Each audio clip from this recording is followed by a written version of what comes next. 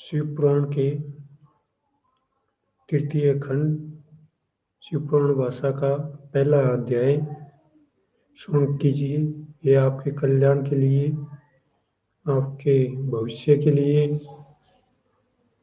आपके कष्टों की निवृत्ति के लिए, आपके प्रति दिवस के कार्यों के व्यवधान के लिए, उनकी निवृत्ति के लिए आपको सहायक होगा। इसे श्रवण कीजिए। इसके लिए मेरे भाग्यश्री YouTube चैनल को सब्सक्राइब कीजिए, लाइक कीजिए, अनलाइक कीजिए, प्रतिक्रियाएं व्यक्त कीजिए। धन्यवाद। ओम नमः शिवाय। सूत जी बोले कि हे मुनियों, नारद ने इतना ब्रह्मा जी से सुनकर कहा कि हे ब्राह्मण, बतलाइए कि फिर सती ने क्यों कर अवतार लिया और उसका विवाह शिव से क्यों कर हुआ, फिर उन्होंने अर्धांगी नाम क्यों कर पाया। इसके सिवाय और सब लीला मुझसे कहिए, क्योंकि मुझे शिव चरित्र सुनने से तृप्ति नहीं होती, वरन इच्छा बढ़ती जाती है। ब्रह्मा ने अति प्रसन्न होकर कहा कि सती ने अपने जलने पर शिव से यह वरदान मांगा था कि हमको सदा आपके चरणों की भक्ति बनी रहे और आपकी प्रीति कभी कम न हो, मैं केवल यही बात चाहती हूँ। यह कहकर सती ने अपना शरीर जला दिया और फिर मैना के उदर से अवतार लिया। नारद जी बोले कि मैं मैना को नहीं जानता, वह किसकी लड़की थी और किसके साथ ब्याही गई, विस्तार से वर्णन कीजिए।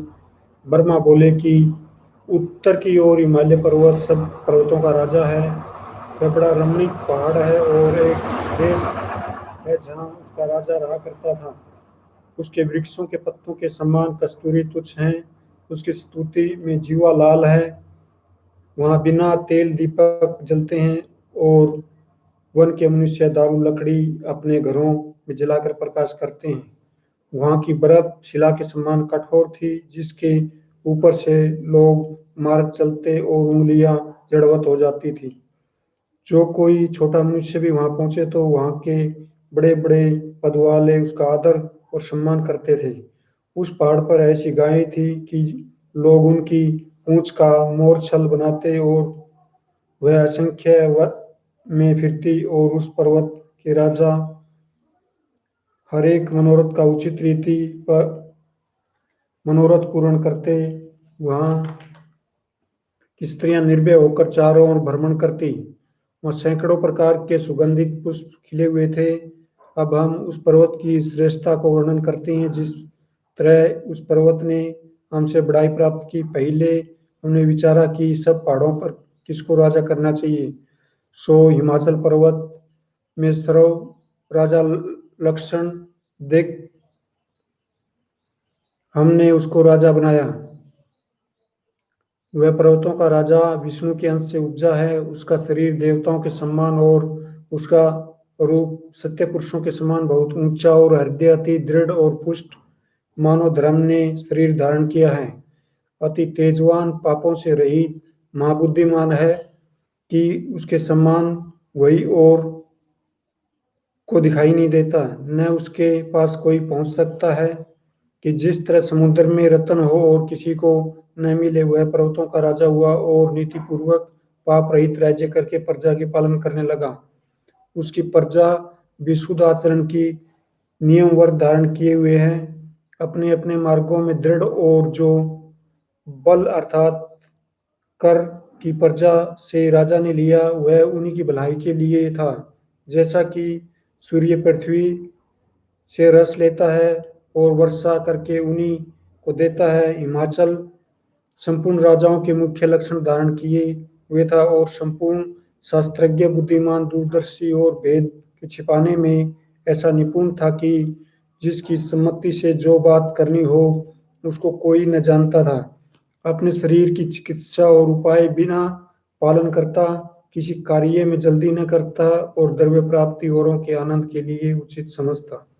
वह चुप इसलिए हो गया कि मौन से उत्तम बुद्धि प्राप्त होती है और सामर्थ्यवान होने पर दीनता स्वीकार की और त्याग व निर्लोभ से कीर्ति का प्रकाश बढ़ा। गर्व और अहंकार से कुछ प्रयोजन न रखा, काम जाल से दूर रहा, विद्या ग्राहक और धर्म का इच्छुक था। यद्यपि वह युवा था पर बुढ़ापा लेकर प्रजा को पिता के सम्मान उदारतापूर्वक पालन करता। जो दंड योग्य थे उनको दंड दिया कि धर्म स्थिर रहे, पर वह विद्या और गुण का जानने वाला था। उसके राज्य में चोर चोरी छोड़ वेद की आज्ञा के अनुसार चलने लगे। उसके बराबर किसी ने लोक में यश न पाया। जो उसके समान कोई धर्म के काम करता वह बड़ा नीतिवान था। उसके मित्र उससे प्रीति रखते थे। उसके राज्य में किसी को कष्ट न था। ऐसे राजा के लिए देवताओं ने अपना मनोरथ पूर्ण होने के लिए पितरों से कहा कि अपनी बड़ी लड़की जिसका मैना नाम है उसे हिमाचल से ब्याह दो। इससे देवताओं के बड़े बड़े काम निकलेंगे, सबके दुख दूर हो जाएंगे। पितरों ने देवताओं की विनय को इस प्रकार माना कि उन्होंने अपनी लड़कियों के शाप को स्मरण किया और शुभ लगन साध कर मैना हिमाचल के साथ ब्याह दिया।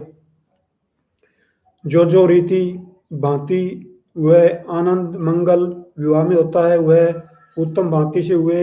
हम विष्णु और सब देवता आदि इस बात के विचारने से कि जो लड़की मैना से उपजेगी वही सदाशिव के साथ ब्याही जाएगी अति प्रसन्न हुए और उसको हिमाचल के साथ विदा कर दिया। हिमाचल मैना को साथ लिए हुए घर गए। ओम नमः शिवाय। तृतीय खंड प्रथम अध्याय संपूर्णम। प्रिय श्रोतागणों,